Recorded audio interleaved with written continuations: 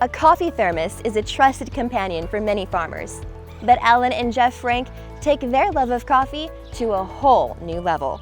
We traveled to Auburn, a community of less than 300 people, to catch up with the soybean farmers who manage this highway coffee shop. We decided we wanted to open a coffee shop.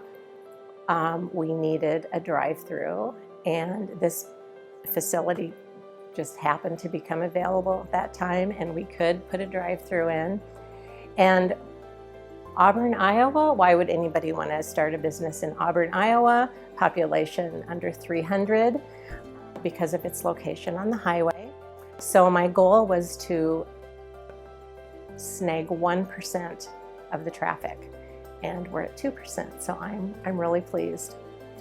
Well, when she gets these pallet loads of beans, I'm the one that has to bring them into the shop.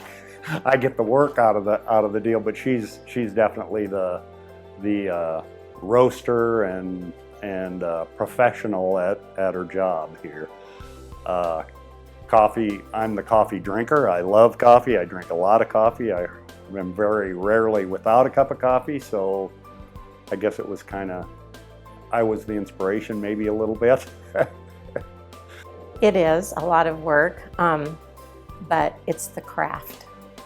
That's what I enjoy. It's my passion, and every batch I roast, I am ready to start on the next one because I'm going to do it even just a little bit better, and the next one's going to be a little bit better, and I'm going to hit that temperature, and I'm going to get that first crack right at 9.5 minutes. And so any hobby you have, or craft or art, that's what it is.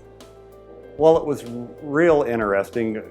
We kind of got involved because we got out of the livestock business and we had a little spare time. So it was just interesting to learn that the different elevation of where the coffee is grown makes the coffee taste different. How it's processed makes it taste different. There's washed coffee and there's natural processed, and it was just really interesting. And how when roasting, if you change the time by as little as 3 seconds, it changes the taste of the coffee. So, you know, just like farming, when we plant the seed, you change the population of the crop, it changes your yield. I mean, it was really interesting. We had a good time learning about that. Coffee is in the same realm as wine tasting and beer tasting.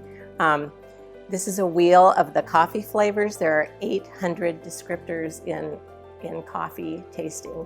I would suggest, when you're trying to determine the flavors of coffee you like, to take a sip of your coffee and chew it like a solid food.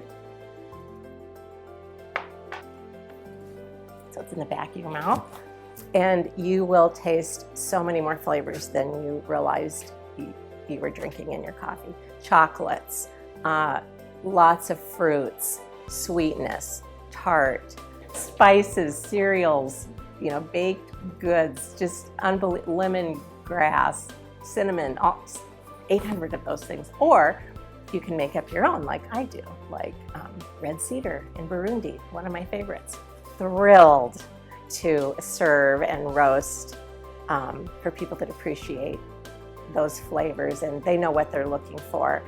I've gained so many friends through this, and I have particular customers that only order just what they want. Our baker, Deb Marine, makes a lot of unique things to this area from scratch, scones being our most popular. So even non-coffee drinkers stop for the scones.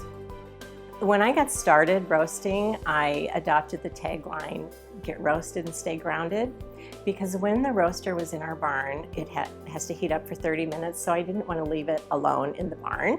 So that's when I would crack open my Bible and read scripture, and that's how I stayed grounded, because you need to make time to do that, and that was a perfect time for me, so that helped keep me grounded.